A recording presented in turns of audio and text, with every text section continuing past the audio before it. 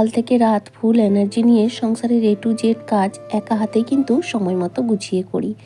Hello বন্ধুরা, কেমন আছো? আশা করছি সবাই খুব ভালো আছো। সুপ্রভাত, আমি আলপনা। আমার নতুন আরও একটি ব্লগে তোমাদের সবাইকে জানাই অনেক অনেক স্বাগত আর অনেক অনেক ভালোবাসা। আজকের দিনটা হলো শনিবার। ঘড়িতে সময় ওই সকাল 6:45 মতো। উঠেছি কিন্তু অনেকটাই আগে। উঠে সকালের ঝাঁট দেওয়া, বাসন ধোয়া, সমস্ত কাজগুলো কাছাকাছি সবটা কমপ্লিট হয়ে গেছে। আর এই মানে নাতা দেওয়া থেকেই তোমাদের সঙ্গে ভিডিওটা শুরু করলাম। তো যাই হোক বন্ধুরা, আজকে এখন থেকেই তোমাদেরকে সাথে নিয়ে আজকের ভিডিও শুরু করছি।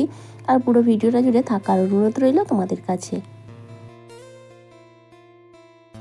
প্রত্যেক দিনের মতো তুলসী তলায় আগে দিয়ে নিলাম, নিয়ে সেই ঘরে ঠাকুরের কাছে দিলাম। আর তারপরে এই জায়গাটাতে রেগুলার দেওয়া হয়, তো যেখানে যেখানে দেওয়া হয় আর কি, রান্নাঘরে দিতে হবে। তো এই দিকটা কমপ্লিট করে তারপর রান্নাঘরটা দিয়ে শেষ করবো, নাতা দেওয়ার করবো। আর এখানে কিন্তু শেষ হবে আমার বাসি কাজ। তো প্রত্যেকটা দিন বেশ কিছুদিন ধরে চলছে। সকালের দিকে না এত কুয়াশা থাকে, সকাল নয় সারাদিনটাই মানে কুয়াশা এমন থাকে, রোদ তো দেখাই যায় না। তো এইভাবে কি বলো তো, চাষের না প্রচুর ক্ষতি হচ্ছে। যেমন মানে এই যে আলু লাগানো হয়েছে, তো আলু জমিতে না এরকম কুয়াশা থাকলে, রোদ না হলে না বেশি পোকা টোকা লেগে যায়। তো সেক্ষেত্রে আবার কালকে জানো, গতকাল তো আমাদের আলু জমিতে জলও দিয়েছে। তারপর থেকে একটু রোদও হয়নি। তোমাদের দাদাভাই এসে বলছে জমি থেকে দেখে এসে যে গাছগুলোকে মনে হয় আর টেকানো যাবে না। সত্যি কত কষ্ট হয় বলো তো। এত কষ্ট করে এত পরিশ্রম করে যে কোনো জিনিস তৈরি করলে সেই জিনিসটা না যদি নষ্ট হয়ে যায় খুব খারাপ লাগে, তাই না? তো তারপরে দেখা যাচ্ছে অনেকটা সময় পরে সকালে সেই বাসি কাজকর্ম কমপ্লিট করে সকালে খাওয়া দাওয়া সমস্ত কিছু কমপ্লিট হয়ে গেছে। মেয়ে টিউশন গিয়েছিল, টিউশন থেকে এসে স্কুলেও চলে গেছে। এখন বাজে ওই 11টা মতো। তো এখন রান্না বসাবো। আজকে অনেকটা বেলাতে ওই যে কুয়াশা মেঘাচ্ছন্ন হয়ে আছে না, একদম যেন ভালো লাগছে না কাজে। তো যা যাবতীয় কাজ থাকে, ঘরদোর পরিষ্কার করা, বিছানা গোছানো সবটাই হয়ে গেছে। আর এই যে উনুনে ভাত বসাবো, সেই জন্য হাঁড়িতে একটু ছাই বুলিয়ে নিলাম। তো চলো এবার উনুনটা ধরিয়ে নিই।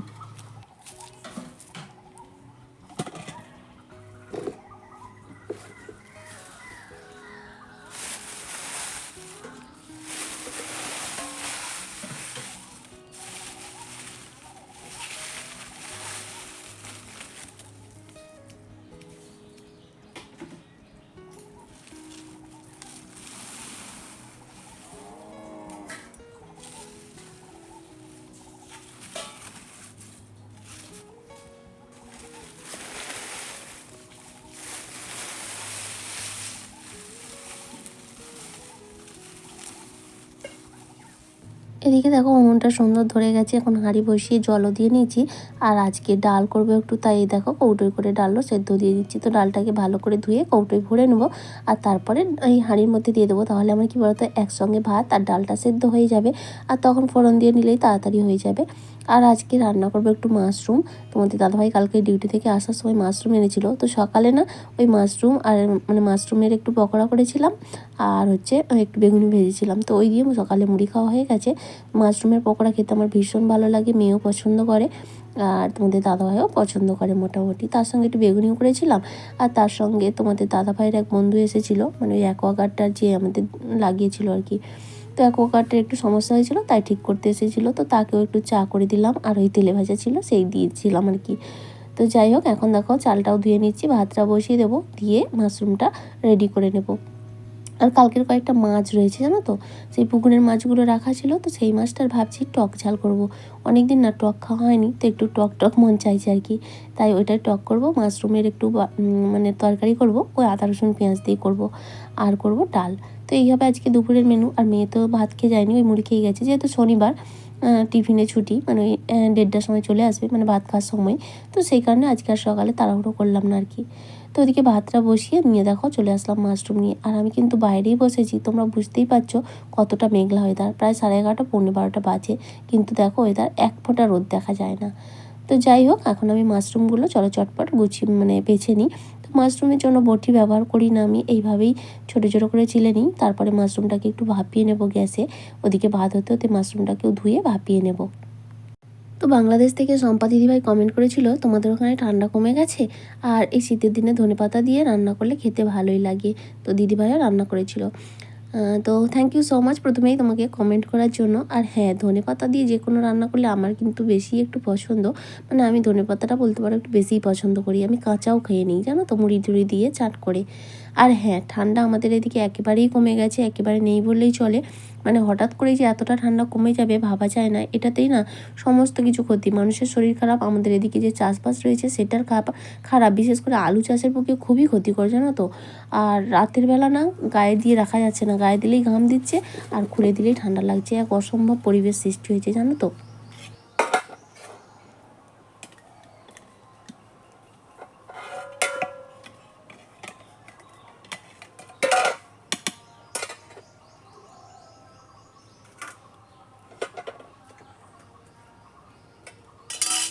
আর ডলি দিদিভাই কমেন্ট করেছে যে তুমি রান্নাঘরে হাতুড়ি কোন কাজে লাগাও। আসলে কি বলো তো, হাতুড়িটা কোনো কাজের জন্য ব্যবহার করা হয় না। হাতুড়িটা যেহেতু ছিল মামার ওখানেই রেখে দিই, আর ব্যবহার করি মাঝে মধ্যে। কী বলো তো, যে যখন চা করি একটু আদা আদা দেবো থেতো করে, তো তখন ওইটা দিয়ে আমি আদাটা থেতো করে নিই আর কি। স্পেশালি কোনো কাজের জন্য রাখা নেই, ওই কাজেই আমি ব্যবহার করি আর কি। আর রিঙ্কু দিদিভাই কমেন্ট করেছে তোমাদের মন্দির বেশ বড়। হ্যাঁ গো দিদিভাই, মন্দিরটা তো আমাদের সবার, মানে আমাদের পুরো বংশের মন্দির। অনেকগুলো ভাগ রয়েছে। আর তাছাড়া ওই মন্দিরটা আমাদের নতুন হয়েছে। পুরনো যে মন্দিরটা ছিল খুবই ছোট একটা মন্দির ছিল, তো সেইটা ভেঙে ওই মন্দিরটা নতুন করে করা হয়েছে। আর মন্দির প্রতিষ্ঠার ভিডিও আমি দিয়েছিলাম, বেশ কিছুদিন আগেই হয়েছিল। আর এই মন্দিরটা তৈরি করার সময় না বহু মানুষ প্রচুর দান করেছে, তো সেই কারণেই আর কি সবার থেকে সাহায্য পেয়েই মন্দিরটা বেশ ভালো করেই তৈরি করা হয়েছে। সিম্পল হাউসওয়াইফ কমেন্ট করেছে খুব সুন্দর হয়েছে দিভাই, থ্যাংক ইউ সো মাচ, এইভাবেই পাশে থেকো। টুম্পা মরিজিৎ কমেন্ট করেছে খুব সুন্দর হয়েছে ভিডিওটা, থ্যাংক ইউ সো মাচ গো, এইভাবেই পাশে থেকো। এছাড়াও কমেন্ট করেছে জয়া রায়চৌধুরী। আরও একজন কমেন্ট করেছে রাজু মাইতি, সে কে জানো তো, রাজু মাইতি হচ্ছে আমার মেজ নন্দাই। তো থ্যাংক ইউ সো মাচ, তোমাদের সবাইকে অসংখ্য ধন্যবাদ আমার ভিডিওগুলো দেখার জন্য এবং সুন্দর সুন্দর কমেন্ট করার জন্য। আর সেই সঙ্গে তোমাদের কাছে একটাই রিকোয়েস্ট, আগামী দিনগুলোতেও তোমরা এইভাবেই আমার পাশে থেকো আর এইভাবেই আমাকে সাপোর্ট করো। আর এদিকে দেখো ভাত তো হয়ে গেছে, ফ্যান জাতে দিয়ে নিয়েছি। আর এখন মাশরুমের তরকারিটা চাপিয়ে দিয়েছি, মানে ওই আলুটা ভাজতে দিয়েছি। আর তারপরে মাশরুমটা তো ভাপিয়ে এনেছিলাম গ্যাস থেকে, এখন জল ঝরিয়ে নিয়েছি, মাশরুমটাকেও ভেজে নেব। আর তারপর ওই মশলা কষাবো, ওই পেঁয়াজ আদা রসুন টমেটো সব কিছু দিয়ে দেখো মশলাটা সুন্দরভাবে কষিয়ে নিয়েছি। আর এখন ওই যে মাশরুম আর আলু ভেজে রেখেছিলাম সেটা দিয়ে ভালো করে মিশিয়ে একটু কিছু সময় ধরে একটু কষিয়ে নেব। আর তারপর জল ঢেলে দেবো। তারপর নামানোর আগে, যেহেতু শীতকাল, একটু ধনেপাতা তো দিতেই হয়। একটু আগেই বলেছিলাম না ধনেপাতাটা ভীষণ পছন্দের আমার। তো যাই হোক, এখন দেখো মাশরুম আর আলুটাকে ভালো করে ভেজে রেখেছিলাম, সেটাও এখন মশলার সঙ্গে ভালো করে কষিয়ে নিচ্ছি। আর এরপর জল ঢেলে দেবো, তারপরে আর একটু সেদ্ধ হয়ে গেলেই নামিয়ে নেব। যেহেতু আগে থেকে একটু সেদ্ধ করা ছিল তাই বেশি সময় লাগবে না। আর ওদিকে ডালটাও সেদ্ধ হয়েছে, ফোড়ন দিয়ে দেবো। আর মাছটাও করতে বেশি একটা সময় লাগবে না। তো যাই হোক, সব রান্না তোমাদের সঙ্গে শেয়ার করলাম না, এই মাশরুমটাই এখন চলছে। তো এবার দেখো ভালো করে কষানো হয়ে গেছে, এখন একটু জল দিয়ে ঢাকা দিয়ে দেবো। আর ওদিকে না জলও চলে এসছে। তো যাই হোক, এদিকে রান্নাটা যেহেতু জল দিয়েছি ঢাকা দিয়েছি, এখন উঠে গিয়ে জলের কাজও একটু করে নেব। ওই যে একটা কাজ করলে হবে না বসে বসে, যেহেতু একা সংসার, এক কাজ করতে করতে আরও অন্যান্য কাজগুলো করতে হবে। আর এদিকে কথায় কথায় দেখো রান্না আমার কমপ্লিট হয়ে গেছে।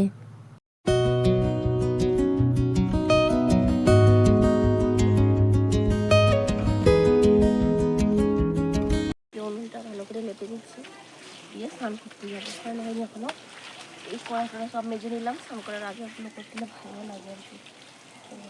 স্নান করার পর আর এইসব করতে ইচ্ছা করে না। যাই হোক, রান্না হয়ে গেছে, এখন এটা পরিষ্কার করে নিয়ে স্নান করবো।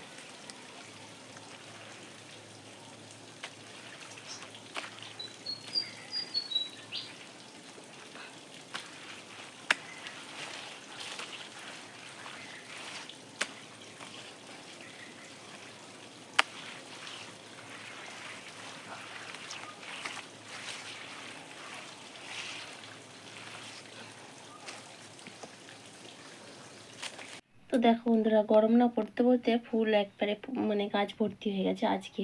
তো আজকে বেশ ভালোই ঠান্ডাটাও কমে গেছে, একবারে গরম পড়ে গেছে। আর আমার জবা গাছে 2-3টে গাছ আছে, তো এত ফুল হয়েছে দেখো। সব থেকে বেশি পরিমাণ ফুল হয়েছে এই যে ছোট এই গোলাপ, এটা তো দারুণ লাগে দেখো, এইরকম সাইজে হয়। তো তারপরে এইটাও হয়েছে বেশ কিছুটা, আর এইটাও হয়েছে জানো তো। তো শীতকালটা জবা ফুল একদমই পেতাম না, তখন শুধু হচ্ছে গাঁদা ফুল দিয়ে হতো। আর আজকে দেখো এত জবা ফুল। ওদিকে পুজোটা দিয়ে নিলাম, আর তোমাদের দাদাভাইও পুজো করে মেয়েকে নিয়ে চলে এসেছে, ছুটি হয়ে গেছে এখন প্রায় দুটো এই 1:40 মতো বাজে। তো আজকে রান্নাটা দেখিয়ে দিলাম। মেয়ে আবার খাওয়া দাওয়া করে ড্রয়িং ক্লাসে যাবে 2:30 থেকে, আর তারপর আবার আজকে রয়েছে গানের ক্লাস। তো যাই হোক, আমি যাব 4টের সময়। তো তারপরে দেখা হচ্ছে একেবারে সন্ধ্যাবেলায়। গানের ক্লাস থেকে এসে সন্ধ্যা টন্ধা দিয়ে নিয়েছি, আর এখন এই যে জামা কাপড়গুলো গুছিয়ে নিয়েছিলাম। এখন এই যে জায়গা মতো সুন্দর করে গুছিয়ে নেবো, মানে আলনাতে ভালো করে রেখে দেবো। আর আজকে যেহেতু শনিবার, কালকে ছুটি, মেয়ে আর পড়তে বসলো না। তারপর সরস্বতী পুজো আছে। তো এইসব দিনগুলো আসলেই না ছোটোবেলার কথা ভীষণ মনে পড়ে, মানে স্কুল জীবনের কথা। এত আনন্দ হতো। তো এখনকার বাচ্চারা হয়তো সেইভাবে আনন্দ করতে পারে না, তাই না? তো আমরা এই সরস্বতী পুজোর দিন আসা মানে তার আগের থেকে কতদিন আগে থেকে কত প্রিপারেশন, তাই না? কী পরবো, কী সাজবো, কোথায় ঘুরতে যাবো। আর তখন ঘোরা মানে আমাদের সময় তো না, স্কুল যাওয়া, স্কুল থেকে রাস্তায় এদিক ওদিক 2-4টে ঠাকুর দেখে স্কুলে খিচুড়ি খেয়ে বাড়ি ফেরা আর কি। তো সেটাই আমাদের কাছে ভীষণ মজার ছিল, তাই না? তো কারা কারা আমাদের মতো এরকম করতো একটু কমেন্ট করে জানিও তো। আর এখনকার বাচ্চারা তো সেই সুযোগটাও হয়তো পায় না। তো যাই হোক, আমার মেয়েকে আমি পাঠাই অবশ্যই, মানে চাই আর কি সেই সুযোগগুলো দিতে। তো যাই হোক, এদিকে দেখো আমি আবার রান্নাও বসিয়ে দিয়েছিলাম, দিয়ে জামা কাপড়গুলো গোছাচ্ছিলাম। আর রাতে তো শুধু আলু ভাতে দিয়েছি, আর ডালও রয়েছে দুপুরের, মাশরুমও রয়েছে, সেগুলোই গরম করে খাওয়া দাওয়া করে নেব। আর আলু সেদ্ধ না দিলে না রাতের খাওয়াটা যেন পরিপূর্ণ হয় না। এই গরম গরম আলু সেদ্ধ ভাত খেতে কিন্তু দারুণ লাগে, তাই না? আমার তো ডাল টাল একদম প্রয়োজন হয় না রাতে যখন ভাত খাই।